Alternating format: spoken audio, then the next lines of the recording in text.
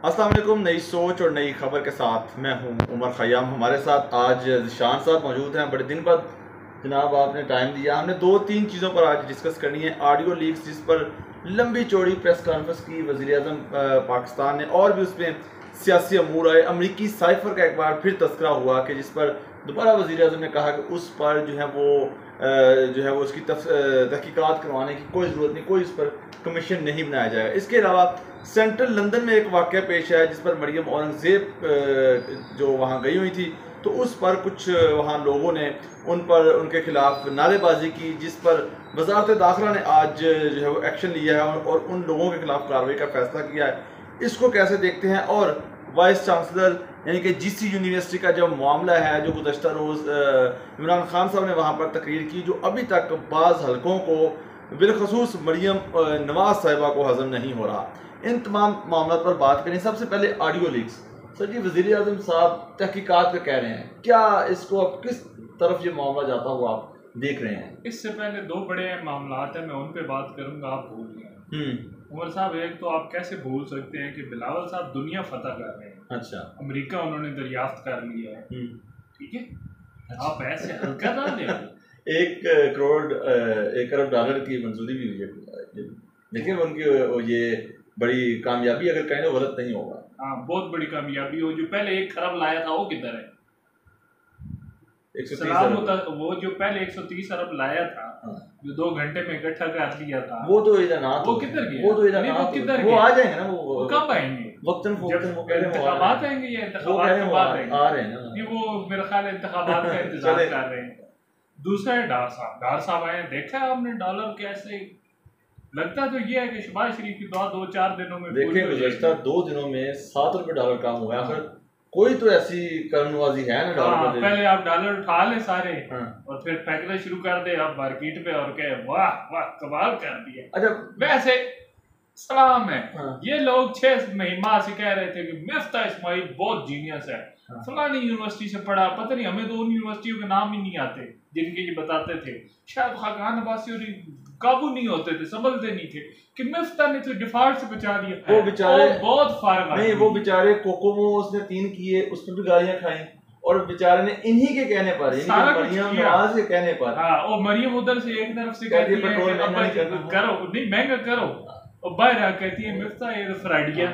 लेकिन वो उसके खिलाफ प्रोग्राम करवाए। चले कोई नहीं, मिफ्ता में 4-6 माह बेचारे ने बड़ा दिन रात लगाया। वो रात को कह रहा था खैर पता नहीं किधर लगाए हैं, मैं कराची की बिरयानी खाऊंगा, निहारी खाऊंगा।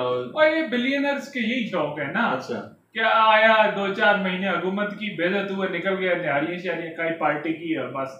ये अवाम इनकी तरजीह नहीं है। बस ऑडियो लीक्स और जो है वो मामला जो है आज वज़ीर-ए-आज़म ने प्रेस कॉन्फ्रेंस की, वो मामला हम बाद में डिस्कस करते हैं। पहले फवाद चौधरी ने तंजिया कहा है मिफ्ता इस्माइल को कि उबाया पहन के जाइएगा, मुश्किल काफ़ी हो सकती है। 4-6 माह पहले यही फिक्रें मरियम औरंगज़ेब साहबा का ये कहा करती थी कि इमरान खान साहब हेलमेट पहन के अवाम में जाइएगा। अब इमरान खान तो अवाम में है ना, तो उन्हें वो तो जहाँ जाते हैं आग लग जाती है। वो किसी गए हैं तो वज़ीर-ए-आज़म भी कहते हैं हमको कार्रवाई करेंगे। हाँ, क्या कार्रवाई करेंगे उस पर? लेकिन मैं जिस नुक्ते पे आपको लेके जाना चाहता हूँ, सिर्फ जाके अबू से शिकायत करके देखिए ना क्या हो रहा है। इससे बड़ी इनके पास ऐसा क्या माजी में यूनिवर्सिटीज में कायदीन नहीं जाते रहे? तो कायदीन जाते थे, लोग नहीं आते थे, अब लोग आ गए तो उससे ये परेशान है। यूथ के आने से गुज़श्ता रोज जो इमरान खान साहब ने वहाँ खड़े होकर जो क्वेश्चन किया, जिस पर यक ज़बान न्यूट्रल्स का भी नाम आया, वो उस जो है ना ने बहुत से लोगों की उससे वहां भी परेशानी हुई हो।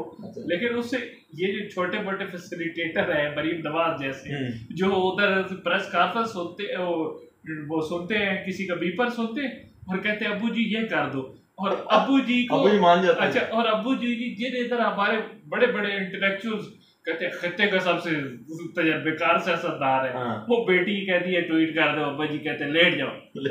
शायद कोई चीज फायदा हो जाए। यार आप ऐसा ना करें, बहुत बड़े खिता एशिया के सबसे बड़े साली है, छोटे भाई जो उनके वो बेहतरीन एडमिनिस्ट्रेटर थे, जो आ रहा है अभी, वो तो निकल गई है सारी रेवोल्यूशन का। ये तो अभी मीडिया की मेहरबानी है कि उनको दोस्तों ने बचाया हुआ है, वरना वो जो ऊंचे म्यूजिक के साथ और वो मेकअप वाले हमारे भाई जो प्रोग्राम करते हैं, अगर वो अब भी उसी तरह करे ना, अब मुल्क में देहात में 12-12 घंटे की लोड शेडिंग हो रही है, लेकिन वो हमारे भाई को बिल्कुल कोई फिक्र नहीं है, LNG आ रही है नहीं आ रही।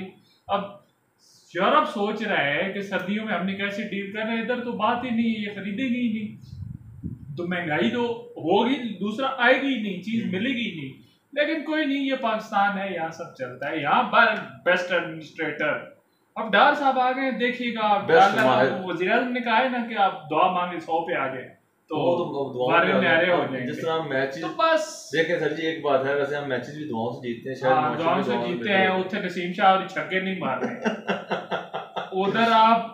अच्छा चलिए मुझे एक बात बताएं, अगर देखें जो तरसीलात ज़र है वो हमें बैरून मुल्क ओवरसीज पाकिस्तानी बेचते हैं, पहले आपने उनसे वोट का हक छीन लिया, अब आप जो हुटिंग हुई मरियम मौलाना साहब नहीं होनी चाहिए थी, नहीं होनी चाहिए थी, लेकिन अब उसमें यह भी कोई तरीका नहीं कि वज़ारत दाखिला कहे कि हम इनकी नेशनलिटी ले लेंगे, हम इनकी करैक्टर सर्टिफिकेट ख़त्म कर देंगे।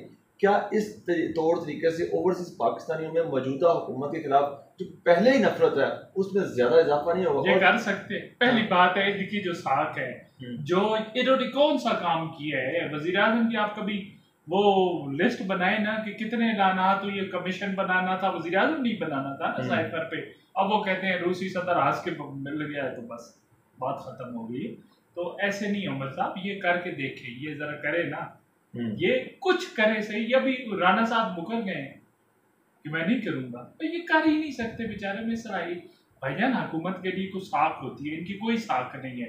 क्या ये वोट लेके आए? सबको पता है ये कैसे आए हैं, इन्हें खुद भी पता है ये कैसे आए, इसलिए इनकी क्या तरजीहात है।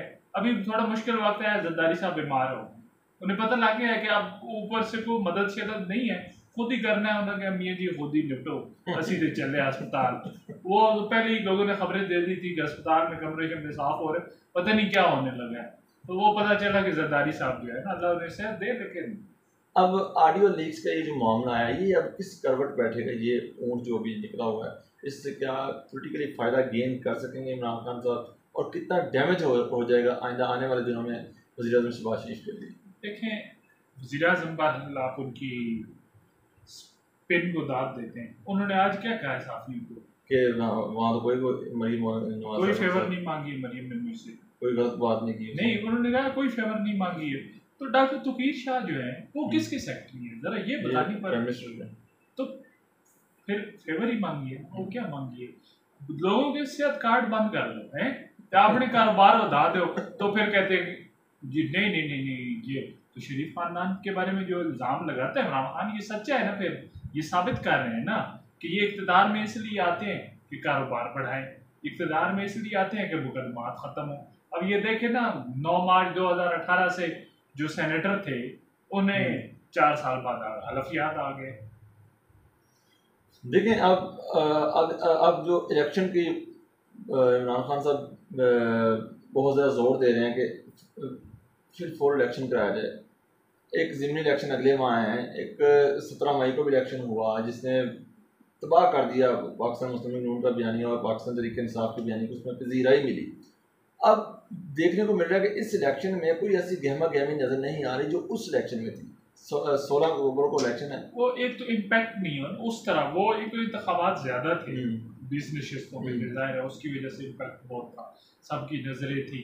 और मतलब हुकूमत ये थोड़ी पूरे तो ओवर कॉन्फिडेंस का शिकार थी कि हम तो इमरान खान को बस स्मैश कर देंगे, तो वो उनके साथ उल्टा हो। तो उस वजह से अब जाहिर है उतनी नशिस्तों पे इंतखाबात नहीं हो रहे, तो इसके लिए। और दूसरा ये है कि अगर इंतखाबात का नतीजा कुछ भी हो तो क्या मुमकिन है कि ये जो ऑडियो आई हैं इसमें जो इस्तीफों का मामला भी जो है वो उसकी ऑडियो भी उसी में शामिल है?